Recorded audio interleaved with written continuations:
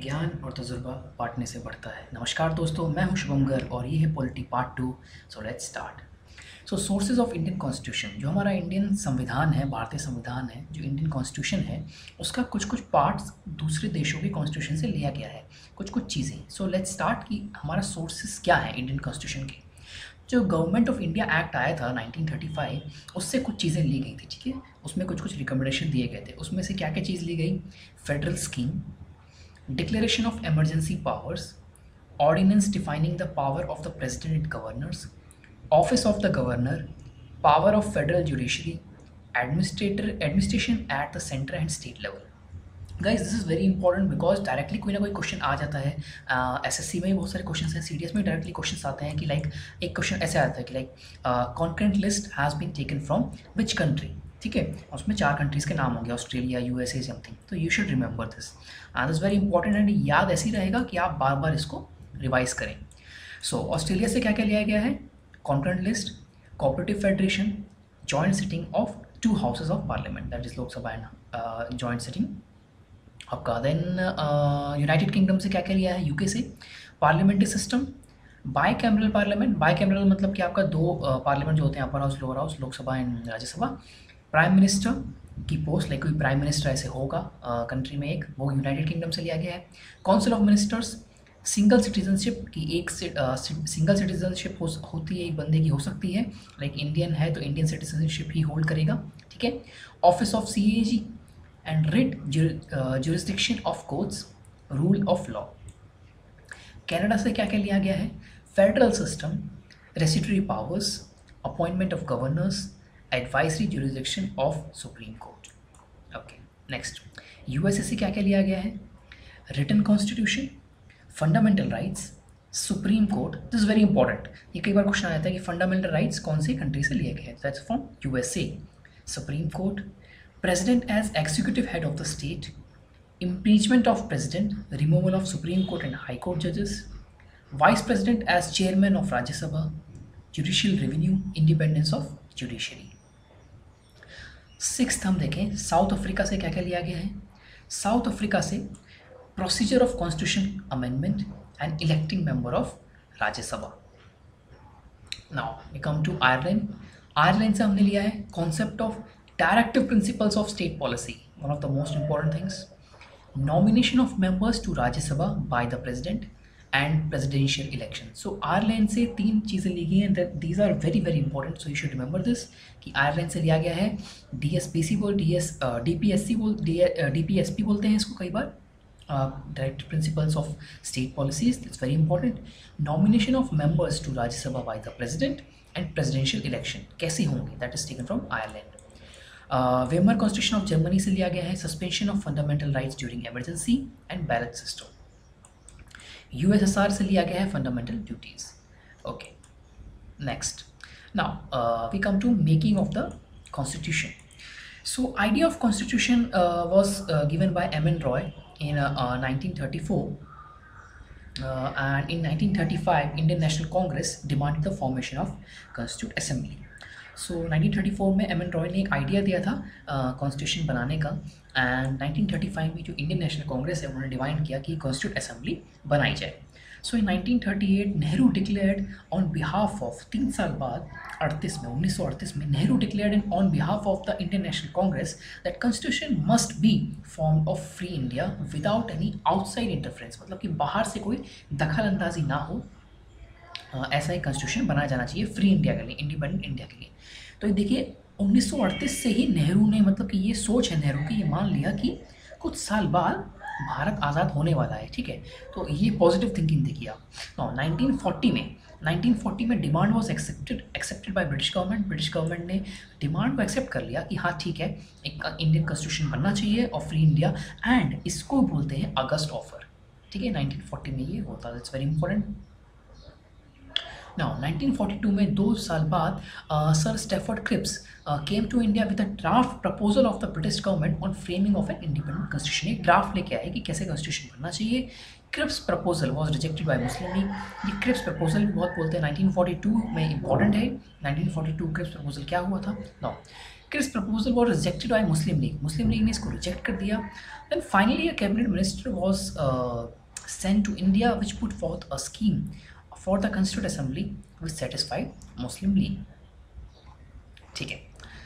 Now composition of Constituent Assembly, मतलब Constituent Assembly जो Indian National Congress 1935 में बनाने के लिए बोला था, उसमें उसका कंपोजिशन क्या था, कितने मेंबर थे, कैसे थी, क्या थी. सो इट वॉज उसकी टोटल स्ट्रेंथ थी 389 लोगों की स्ट्रेंथ थी. 296 उसमें था अलॉटेड टू ब्रिटिश इंडिया के लोग थे. एंड 93 सीट्स प्रिंसली स्टेट्स थे, मतलब कि जो राजा महाराजा स्टेट्स चलाते थे वो. And it was partially elected, partially nominated. Now elections to the constituent assembly जो फॉर 296 ब्रिटिश इंडिया सीट्स, जो ब्रिटिश इंडिया की सीट्स थी 296, उनके लिए कैसे इलेक्शन हुआ. तो इंडियन नेशनल कांग्रेस 208 सीट्स, 208 सीट तो इंडियन नेशनल कांग्रेस ने ही जीत ली उसमें से. ठीक है. मुस्लिम लीग ने जीती 73 सीट्स एंड रिमेनिंग 15 सीट जीती बाय स्मॉल ग्रुप्स, जो आपका छोटे दल जो चल रहे थे वहाँ पे उस टाइम. ठीक है. तो 93 seats were allotted to princely states and these were not filled. ठीक है. देखिए यहाँ पे हमने देखा कि आपका 389 टोटल स्ट्रेंथ थी कॉन्स्टिट्यूंट असेंबली की, उसमें से 296 तो ब्रिटिश इंडिया को थी, 93 प्रिंसली स्टेट्स को थी. 296 का तो डिवीजन तो ये रहा, 208 मिली थी इंडियन नेशनल कांग्रेस को, 73 मिली मुस्लिम लीग को एंड बाकी 15 कोई स्मॉल ग्रुप्स को मिल गई, जो थोड़े बहुत स्मॉल ग्रुप्स थे. नाउ जो 93 सीट्स थी that were allotted to princely states, these were not filled. ये फिल नहीं हुई थी बिकॉज प्रिंसली स्टेट्स ने मना कर दिया, ये अलग रहे कॉन्स्टिट्यूंट असेंबली से, उन्होंने इसमें भाग नहीं लिया, दे डिड नॉट पार्टिसिपेटेड. ठीक है. Now working of the constituent assembly ने कैसे काम किया. ठीक है. असेंबली तो बन गई लेकिन कैसे काम किया. नाउ फर्स्ट मीटिंग हुई 9 दिसंबर 1946 को. ठीक है. 9 दिसंबर 1946 को फर्स्ट मीटिंग हुई एंड मुस्लिम लीग ने इसको बॉयकॉट कर दिया. Because they insisted on separate state of Pakistan. ठीक है. उन्होंने बोला कि हमें सेपरेट स्टेट चाहिए पाकिस्तान का. नाउ डॉक्टर सचिदानंद, ये बहुत इंपॉर्टेंट क्वेश्चन है कि कई बार आ जाता है कि वो was the first president of the assembly, first president of the constituent assembly. ठीक है. तो ये अगर क्वेश्चन आ जाता है first who is the first president of assembly, तो अगर उसमें डॉक्टर सचिदानंद सिन्हा आंसर में है, ऑप्शंस में है, then you will take this because he was the first temporary president of the assembly. Temporary थे, कुछ टाइम के लिए थे, लेकिन he was the first president. ठीक है. अगर डॉक्टर सचिदानंद सिन्हा आंसर में नहीं है then it was doctor Rajendra Prasad. ठीक है. He was permanent. So doctor Sachidanand Singh oldest member थे, इसलिए he was made temporary president of the assembly. And on 11 December 1946 को प्रेसिडेंट बनाया गया डॉक्टर राजेंद्र प्रसाद. ठीक है. HC मुखर्जी को बनाया वाइस प्रेसिडेंट. ठीक है. एंड SN राव को बनाया कॉन्स्टिट्यूशनल एडवाइजर. ठीक है. तो 11 दिसंबर 1946 को आज़ादी से लगभग एक साल पहले प्रेसिडेंट बनाया गया डॉक्टर राजेंद्र प्रसाद, HC मुखर्जी को बनाया गया vice president and SN Rao को बनाया गया constitutional adviser.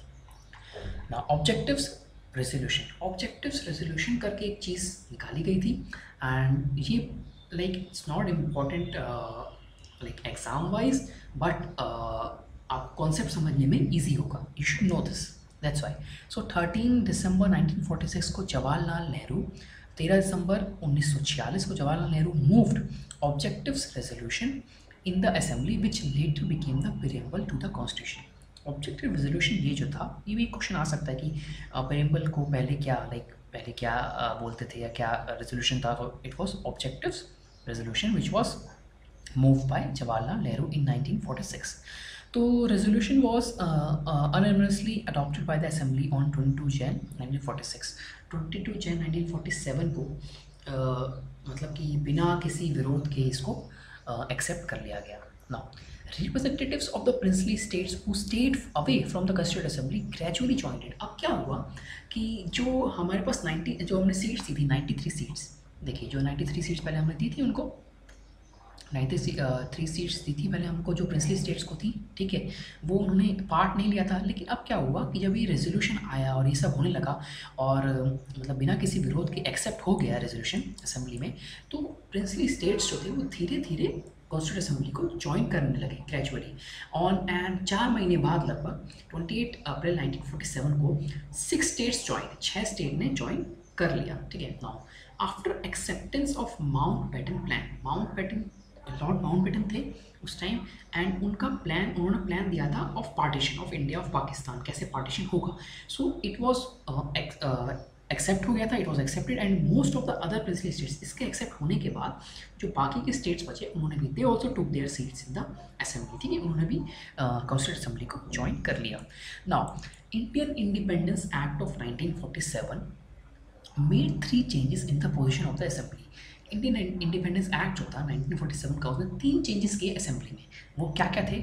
Assembly was made a full sovereign body, assembly को फुल्ली सॉवरिन बॉडी बनाया गया, मतलब कि they could frame any constitution, ठीक है, they can alter any law made by the British parliament in relation to India. मतलब कि जो ब्रिटिश पार्लियामेंट ने पहले से इंडिया के लिए लॉ बना रखे थे वो बदल सकते हैं, वो उनको चेंज कर सकते हैं, उसमें सुधार ला सकते हैं या उनको बदलाव ला सकते हैं। सो ये उसको ताकत दी गई। सेकंड क्या था? Assembly was became a legislative body, ठीक है, असेंबली को लेजिस्लेटिव बॉडी बना दिया गया, जैसे कि 2 सेपरेट फंक्शंस ऑफ असेंबली हो गए, like making a constitution of India and enacting of ordinary laws for the country, ठीक है। तो इसके 2 काम हो गए, लाइक कॉन्स्टिट्यूशन बनाना एंड ऑर्डिनरी लॉज बनाना for the country. Now these 2 task were performed on separate days, ठीक है, and assembly became first parliament of free India. Now when assembly met as constituent body, तो assembly के 2 part हो गए, एक तो legislative body होना एंड एक कॉन्स्टिट्यूशन बॉडी होना, कॉन्स्टिट्यूशन बनाना एंड ऑर्डिनरी लॉज बनाना। तो कॉन्स्टिट्यूट असेंबली कॉन्स्टिट्यूट बॉडी बनाने के लिए एज अ कॉन्स्टिट्यूट बॉडी जब वो एक्ट करती थी असेंबली, तो it was chaired by doctor Rajendra Prasad because उसके प्रेसिडेंट थे, and when it act as a legislative body, so it was chaired by G. Mavlankar. Okay.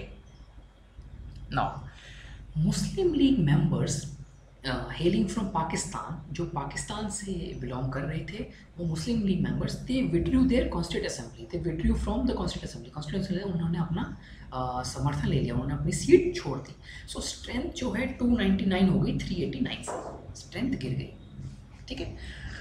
Okay, सो ये 3 changes हुए। Now अब हम देखेंगे कि कॉन्स्टिट्यूशन असेंबली के क्या फंक्शंस थे, ठीक है। सिंपल 6 पॉइंट्स हैं, 6 से 7 पॉइंट हैं, क्या क्या फंक्शंस उन्होंने किए। नाउ कॉन्स्टिट्यूशन असेंबली ने क्या क्या किया? जो असेंबली बनाई गई, उन्होंने सबसे पहली बात कॉन्स्टिट्यूशन बनाया, मेकिंग ऑफ द कॉन्स्टिट्यूशन उन्होंने किया, enacting of ordinary laws, they adopted national flag on 22 July 1947। These functions are very important. They adopted national flag on 22 July 1947. They adopted national anthem on 24 Jan 1950. ठीक है? They adopted national song on 24 Jan 1950. Sixth, they elected Dr. Rajendra Prasad as the first president of India on 24 Jan 1950. So these six points were the functions of the Constituent Assembly. Now you have to do one thing for me. In the comments box, write the name of our national song and comments में लिखिए, and I guess everyone should know कि हमारा national song कौन सा है. Okay. Next point is, now we come to the next point. Committees of the constitute assembly, committees क्या क्या बनाई गई थी कॉन्स्टिट्यूट असेंबली के टाइम। देखिए, कॉन्स्टिट्यूट असेंबली एक चीज़ हो गई, एक पूरा असेंबली हो गई, उसके अंदर डिफरेंट कमिटीज़ थी कि जो ना पर्टिकुलर फील्ड में, डिपार्टमेंट्स मान लीजिए इसको कमिटीज़, तो वो अपना काम करेंगे। जैसे कि यूनियन पावर्स कमेटी, उसके चेयरमैन कौन थे? Jawaharlal Nehru. Union constitution committee, उसके चेयरमैन कौन थे? Jawaharlal Nehru. Professional constitution committee, उसके चेयरमैन थे सरदार पटेल। ड्राफ्टिंग कमेटी थी एक, drafting committee, that's very very very important committee, उसके चेयरमैन थे डॉक्टर बी आर अम्बेडकर। कई बार क्वेश्चन आता है, वो was the chairman of the drafting committee, B R Ambedkar. States committee to negotiate with the states, Jawaharlal Nehru. ये स्टेट्स मतलब कि जो प्रिंसली स्टेट्स थे, उनसे नेगोशिएट कैसे करेंगे, कौन करेगा? Jawaharlal Nehru. Finance and staff की कमेटी थी, उसके चेयरमैन थे doctor Rajendra Prasad. Committee on chief commissioners provinces, Pattabhi Sitaramayya. Flag committee थी, फ्लैग कमेटी के चेयरमैन थे J B Kripalani. Special committee to examine the draft constitution, Alladi Krishnaswami Ayyar. Okay, now many other committees were form, but these are the important ones. Okay, next, this is one of the most important committee, drafting committee, जिसने constitution draft किया। It was set up on 29 अगस्त 1947। ठीक है, now इसके 7 members थे, and ये 7 members के नाम, पूरा नाम नहीं, एटलीस्ट कुछ कुछ लाइक नाम आपको पता होना चाहिए, कि क्योंकि कई बार क्वेश्चन ऐसा आ जाता है कि 3-4 नाम दे देते हैं ऑप्शंस में and they ask who was not a member of the drafting committee. This question has been repeated a lot of times, so you should know कि कौन कौन मेंबर्स थे ड्राफ्टिंग कमेटी में। देखिए बी आर अम्बेडकर तो याद रहेगा, ही वॉज द चेयरमैन, तो ये नाम तो वैसे ही याद रहेगा, ठीक है। एंड अल्लादी कृष्ण स्वामी अय्यर भी नाम याद रहेगा, बिकॉज थर्ड नंबर पे जो नाम है वो नाम इसलिए याद रहेगा because he was the chairman of special committee to examine the draft constitution. यहाँ पे मैंने बताया अभी जस्ट पिछले पेज पे, ठीक है। तो ये नाम भी आपको याद रहेगा, ठीक है। So doctor B R Ambedkar was the chairman and Alladi Krishnaswami Ayyar इसके मेंबर थे। एक और थे एन गोपाल स्वामी अयंगर, ठीक है। तो अय्यर एक थे, अयंगर एक हो गए, ये भी याद रहेगा। डॉक्टर के एम मुंशी थे, एक मुंशी जी थे, ठीक है, ड्राफ्टिंग में कमेटी के मेंबर थे। सैयद मोहम्मद सादुल्ला थे, ठीक है। एन माधवा राव थे, N Madhava Rao was replace by B R Mittar because N Madhava Rao ने रिज़ाइन कर दिया था, उनकी तबीयत खराब थी because of ill health. And T Krishnamachari also was replaced by D.P. Khaitan because he died in 1948. So ये आपको 7-8 नाम याद रखने हैं and it's very important. Next point आता है कि enactment of the constitution, enact कैसे किया गया, कॉन्स्टिट्यूशन कब किया गया, क्यों हुआ, क्या हुआ, कैसे हुआ। Okay, B R Ambedkar introduce the final draft of the constitution because he was the chairman of the draft committee. So he introduce the final draft of the constitution in assembly on 4 November 1948 and 4 November 1948 को constitution की first reading की गई जो 9 नवंबर 1948 तक चली, 5 दिन इसकी reading हुई। सेकेंड रीडिंग हुई इसकी 5 नवंबर 1948 से 17 अक्टूबर 1949, one of the longest reading हुई है। नवंबर 14, 1948 से लगभग 1 साल चली। इसमें 7653 अमेंडमेंट्स प्रपोज किए गए। अमेंडमेंट्स मतलब कि चेंजेस, क्या क्या बदलाव किए जा सकते हैं, क्या बेहतर किया जा सकता है, ठीक है। 7653 एंड थर्ड रीडिंग जब हुई that was on 14 November 1949 and the motion on draft constitution was declared pass on 26 November 1949। 26 November 1949 को इसमें मोशन ऑफ ड्राफ्ट मतलब कॉन्स्टिट्यूशन को पास कर दिया गया and this date 26 November 1949 is mention in the preamble. So constitution was adopted on 26 November 1949 and containing preamble। preamble एक चीज़ थी, 395 articles थे, 8 शेड्यूल्स थे, ठीक है। सो इसको it's very important question. Constitution when it was adopted on 26 November 1949 and उसमें क्या क्या था, उसमें कितने आर्टिकल्स थे व्हेन इट वाज अडॉप्टेड। सो उसमें एक प्रीएम्बल था एंड प्रीएम्बल वही था जो नेहरू जी ने उसी को कन्वर्ट करके प्रीएम्बल हम ऐड हो गया था, वो जो ऑब्जेक्टिव्स रेजोल्यूशन जो निकाला था नेहरू जी ने, ठीक है। दैट वाज अ प्रीएम्बल था। 395 आर्टिकल्स थे एंड 8 शेड्यूल्स थे at the time when constitution was adopted. अभी तो काफ़ी आर्टिकल्स बढ़ गए हैं, शेड्यूल्स बढ़ गए हैं, ठीक है। Now doctor B R Ambedkar is known as the father of constitution, one of the most important questions. Next, January 26 को was chosen as the date of commencement of constitution, कि भारतीय संविधान लागू होगा, ये डेट चूज़ की गई क्योंकि 26 जनवरी 1930 को 26 जनवरी 1930 में 26 जनवरी 1930 वॉज सेलिब्रेटेड एज पूर्ण स्वराज डे। पूरा पूर्ण स्वराज हमको मिले, ये एज अ डे सेलिब्रेट होता था on 26 January 1930। That's why 26 January was chosen as the date of commencement of our constitution. So criticism हुआ हमारे कॉन्स्टिट्यूशन का कि क्या क्रिटिसिज्म हुआ कि नॉट अ रिप्रेजेंटेटिव बॉडी, कोई रिप्रेजेंटेटिव बॉडी नहीं है। कैसे नहीं है कि constitution assembly was not a representative body as its member were not directly elected by the people of India, ठीक है।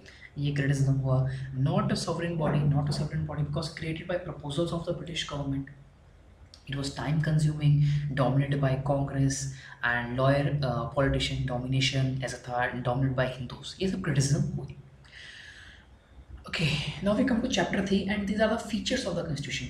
हमारे constitution की खासियत क्या है या फीचर्स क्या है। It is the lengthiest written constitution, number 1। Number 2, drawn from various sources, ये हम डिस्कस कर चुके हैं, यूएसए से ये ले गया, आयरलैंड से लिया गया, तो ये कॉन्स्टिट्यूशन का फीचर है, it is drawn from various sources. Third इसका फीचर है blend of rigidity and flexibility. Now ये दोनों का मिक्सचर कैसे है, ब्लेंड मतलब मिक्सचर, रिजिडिटी एंड फ्लेक्सिबिलिटी का मिक्सचर कैसे है। It is rigid because a constitution which requires a special procedure for amendment कोई एक स्पेशल प्रोसीजर हो हमें अमेंडमेंट करने का, चेंजेस करने का उसके आर्टिकल्स में या कॉन्स्टिट्यूशन में, तो कोई स्पेशल प्रोसीजर हो तो that's why it is reject. मतलब ऐसे नहीं कि बोला और कर दिया, ऐसे नहीं, कोई प्रोसीजर के थ्रू जाएगा तो इट्स रिजिड। एंड फ्लेक्सिबिलिटी मतलब कि फ्लेक्सिबल कैसे आई है, it can be amended in same way as the ordinary laws are made. तो जैसे ऑर्डिनरी लॉज बनते हैं वैसे it can be amended, that's why it's flexible. Procedure है लेकिन it can be amended in the same way as the ordinary laws are made. So rigidity American constitution है and flexibility British constitution example हो गया। Okay, Indian constitution is neither flexible nor rigid because now, अब ये flexible भी नहीं है पूरी तरह से एंड रिजिड भी पूरी तरह से नहीं है, ठीक है, दोनों का मिक्सचर है। कैसे? Article 368 provides two types of amendment. Article जो 368 है वो दो तरह के अमेंडमेंट बताता है। क्या? Some provisions can be amended by a special majority, 2/3 of the parliament, 2/3 majority of each house present and voting, and majority more than 50% of the total membership of each house। इसका मतलब क्या है? इसका मतलब ये है कि दो टाइप के अमेंडमेंट आर्टिकल 368 दो टाइप के अमेंडमेंट हमको बताता है। नंबर 1, कुछ प्रोविजंस अमेंड हो सकते हैं by 2/3 majority of the parliament, parliament की 2/3 मेजोरिटी मिल जाए हमको, ठीक है, ऑफ ईच हाउस। पार्लियामेंट मतलब क्या? लोकसभा एंड राज्यसभा, दोनों हाउस की 2/3 मेजोरिटी हमको मिल जाए। एंड इसका मतलब आपको समझना होगा ये वर्ड का present, 2/3 majority of each house present, मतलब कि कितने लोग उसमें प्रेजेंट हैं उसकी 2/3 मेजोरिटी प्रेजेंट है और वोटिंग कर रहे हैं, उसकी 2/3 majority of each house present and voting, and majority of total membership of each house, it should be more than 50%। मतलब कि ऐसा नहीं कि मान लो कि 30 लोग पसंद प्रेजेंट हैं, ठीक है, पार्लियामेंट में आज के दिन जो प्रेजेंट हैं वोटिंग कर रहे हैं, ठीक है, फॉर एग्जांपल 30 लोग प्रेजेंट हैं ना, 30 का 2/3 क्या हुआ? 20, ठीक है। तो मिनिमम मान लो कि कोई प्रोविजन हमें अमेंड करना है, उसमें 21 लोगों ने हाँ किया, ठीक है, तो ये 21 लोगों ने हाँ किया, ये एक कंडीशन हमारी सेटिस्फाई हुई कि 2/3 of the majority of each house present and voting. And एक और कंडीशन है क्या? कि majority of total membership of each house, it should be more than 50%। मतलब कि उस मतलब पार्लियामेंट में 30 लोग प्रेजेंट थे, उसकी मेजोरिटी 2/3 हुई 21, मान लो 20 या 21 लोगों ने हाँ किया कि हाँ अमेंड करना है। बट जो 30 जो लोग प्रेजेंट हैं, it should be more than 50% of the total members. Like total members है मान लो 100, ठीक है, तो 100 का 50% होता है 50, तो 50 मेंबर या 50 से ज़्यादा प्रेजेंट होने चाहिए उस दिन, एंड उसके बाद उसमें से 2/3 मेजोरिटी आपकी निकलेगी, ठीक है। सेकेंड, एक और क्या प्रोविजन देता है? Some other provisions can be amended by a special majority of the parliament and with the ratification by the half of the total states, ठीक है। मतलब जो कुछ प्रोविजन ऐसे हो सकते हैं जो पहले मैंने रूल बताया, और कुछ प्रोविजंस ऐसे हो सकते हैं कि they can be amended by special majority of the parliament and with the formal agreement, ratification मतलब फॉर्मल एग्रीमेंट रिटर्न कोई चीज़, and by the half of the total states, ठीक है। Now see, at that same time some provisions can be amended by a simple majority of the parliament। तो मतलब कि कुछ total मतलब ये नहीं है कि टोटल स्ट्रिक्टनेस है, टोटल स्ट्रिक्टनेस भी नहीं है, टोटल खुली छूट भी नहीं है अमेंडमेंट करने की, दोनों का मिक्सचर है। मेन बात ये है कहने की। फोर्थ पॉइंट, फोर्थ फीचर क्या है? Our constitution is a federal system with unitary wise. Now federal system with unitary wise, तो फेडरल सिस्टम क्या है कि इसमें 2 गवर्नमेंट है, ठीक है, 2 गवर्नमेंट है, डिवीजन ऑफ पावर है, ठीक है, रिटन कॉन्स्टिट्यूशन है, रिजिडिटी ऑफ कॉन्स्टिट्यूशन है, बाइकैमरलिज्म है, इंडिपेंडेंट जुडिशरी है, तो ये दोनों फेडरल सिस्टम हो गया। यूनिटरी वाइज क्या है? यूनिटरी वाइज का मतलब it is a strong centre, ठीक है, सिंगल कॉन्स्टिट्यूशन है, single citizenship, flexibility of the constitution and emergency provisions etcetera. तो इसमें क्या है मतलब कि यूनिटरी वाइज का मतलब क्या कि एक चीज़ किसी के हाथ में ताकत है, एक चीज़ सिंगल एक एंटिटी सब कुछ रूल करेगी, ठीक है। एंड फेडरल सिस्टम मतलब कि दो मतलब फेडरल की हो गया कि 2 गवर्नमेंट, डिवीजन ऑफ पावर मतलब कि बटी हुई हैं चीज़ें, ठीक है। तो ये दोनों चीज़ें हमारे में federal system with unitary wise. Fifth feature क्या है? पार्लियामेंट्री फॉर्म ऑफ गवर्नमेंट है हमारे उसमें, ठीक है। सिक्स्थ फीचर क्या है? Integrated and independent judiciary, integrated judiciary भी है, इंडिपेंडेंट भी है। कैसे? सुप्रीम कोर्ट हाईएस्ट हो गया तो ये इंडिपेंडेंट हो गया, उसके बाद इंटीग्रेटेड हो गया, हाई कोर्ट्स हो गए स्टेट लेवल पे, देन डिस्ट्रिक्ट कोर्ट्स हो गए, अदर लोअर कोर्ट्स, ठीक है। सेवन्थ फीचर क्या है? फंडामेंटल राइट्स हैं। फंडामेंटल राइट्स हमारी में कॉन्स्टिट्यूशन में पार्ट 3 में आती है। एंड फंडामेंटल राइट्स कौन सी हैं आपको पता होना चाहिए। राइट टू इक्वालिटी जो आर्टिकल्स 14 to 18 में है, राइट टू फ्रीडम जो आर्टिकल्स 19 से 22 में है, right to freedom of religion जो आर्टिकल्स 25 से 28 में है, राइट अगेंस्ट एक्सप्लॉयटेशन आर्टिकल्स 23 से 24 में है, cultural and educational rights article 29 से 30 में है, राइट टू कॉन्स्टिट्यूशनल रेमेडीज जो है आर्टिकल 32 में। And all these fundamental rights promotes idea of political economy, ठीक है। Fundamental rights can be suspended during national emergency except the rights in Article 20 and Article 21। तो ये बहुत इंपॉर्टेंट है, like पता होना चाहिए कि fundamental rights can be suspended during national emergency. अगर नेशनल इमरजेंसी लगा देता है प्रेसिडेंट तो these rights can be suspended except the rights in article 20 and 21। ये दो नंबर आपको याद रखने हैं कि 20 आर्टिकल एंड 21 में जो राइट्स हैं वो सस्पेंड नहीं हो सकती even in the case of national emergency. Eighth, director principles of state policy. और ये क्या है director principles of state policy? जो मैंने बोला था बहुत इंपॉर्टेंट है। अब what is it? It's a feature of our Indian constitution. में क्या है? According to B.R. Ambedkar it is novel feature, मतलब बहुत ही नोवल फीचर है। It is of the part 4 of the constitution. Part 4 में हमारा constitution and it is classified into 3। क्या किसमें? Socialist, Gandhian and liberal intellectual. Okay, it promotes social and economic democracy, ठीक है, not enforceable by the courts for the violation as fundamental rights. मतलब कि ये directive principles of state policy जो है ये इन्फोर्स नहीं कर सकते, आप किसी पर ज़बरदस्ती थोप नहीं सकते, ठीक है। कोर्ट्स मतलब थोप नहीं सकता। फंडामेंटल राइट्स तो है ही, सबका अधिकार है, ठीक है। बट जो directive principles of state policy है ये आपकी मर्जी है, मतलब कि ये देयर्स आर नॉट इन्फोर्सेबल, ठीक है। नाइन्थ आता है हमारा fundamental duties. Fundamental duties original constitution में नहीं थी, original constitution did not had them. It was added during internal emergency जो हुई थी 1975-1977 में, and it was added by 42nd amendment on recommendation of Swarn Singh committee। 10th, a secular state। 10th feature है हमारे constitution में, it is a secular state। It does not hold any particular religion as official religion, and the term secular was added in the preamble 42nd amendment में 1976 में जो amendment हुआ था, preamble में secular word add किया गया था। Universal adult franchise. Now universal adult franchise मतलब क्या है? ये है 11th feature of our constitution. It means every citizen greater than 18 years of age has a right to vote without any discrimination of caste, race, religion, बिना भेदभाव के, sex, literacy, wealth and so on, बिना भेदभाव के जो इसकी उम्र 18 साल से ऊपर है वो वोट कर सकता है।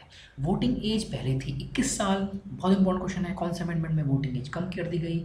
सो वोटिंग एज थी पहले 21 साल, it was reduce to 18 in the 62nd amendment, constitution amendment act जो हुआ था 1988 में। 12th फीचर है सिंगल सिटीजनशिप। 13th फीचर है इंडिपेंडेंट बॉडीज़। इंडिपेंडेंट बॉडीज़ हैं like election commission, control of general of India, UPSC, states public service commission, ये सब independent bodies हैं। 14th है इमरजेंसी प्रोविजंस है हमारे पास कॉन्स्टिट्यूशन में, जो national emergency, state emergency, financial emergency लगाई जा सकती हैं। 15th फीचर है 3 टायर गवर्नमेंट है, that is central, state and panchayat. 3 tyre government है, सेंटर में भी है, स्टेट्स में भी, पंचायत में भी है। एंड दिस पहले 2 टायर थी लेकिन 3 टायर हुआ। 73rd amendment of act of 1992 1992 73rd amendment हुआ था वहाँ पे, एंड उसमें पंचायत प्लस म्यूनसिपैलिटीज़ को एक टायर ऑफ गवर्नमेंट ऐड हो गया। एंड 73rd में हुआ था पंचायत पे एंड म्यूनसिपैलिटीज़ को 74th अमेंडमेंट एक्ट ऑफ 1992 में ये ऐड किया गया था। एंड शेड्यूल 11 था ये आपका पंचायत वाला, एंड म्यूनसिपैलिटीज शेड्यूल 12, मतलब 74th अमेंडमेंट एक्ट ऑफ 1992 में शेड्यूल 12 ऐड हुआ, ठीक है। तो these are the features of our Indian constitution and these are very important. Basics आपका पॉलिटी का क्लियर होना चाहिए, तभी आप आगे के आर्टिकल समझ पाएंगे। CDS में literally I am telling you, CDS exam में या किसी भी एग्जाम में बहुत बेसिक्स, बहुत ज़्यादा डीप में आजकल पॉलिटी के क्वेश्चंस पूछे जा रहे हैं। So first of all I want to clear our basics, ठीक है। अभी टाइम है CDS में, that's why I am clearing the basics. Basics clear होने के बाद I will jump to the main polity जो आर्टिकल्स हैं। So if you have like the video then like करो, डिसलाइक करो अगर पसंद नहीं आया तो, एंड कमेंट करो अगर कोई डाउट्स हैं। And part 3 will be soon, and you can get these notes from my Facebook group जिसका नाम है गर्ग गुरुकुल, एंड उस फेसबुक ग्रुप का लिंक आपको इस वीडियो के डिस्क्रिप्शन में मिल जाएगा। And you can get this notes, this PDF from that link, from that Facebook group, and you can subscribe to this channel for upcoming competitive exam की preparation के लिए, एंड सब्सक्रिप्शन बटन आपको यहाँ पे मिल जाएगा। Please subscribe to this. Thank you so much, have a good day.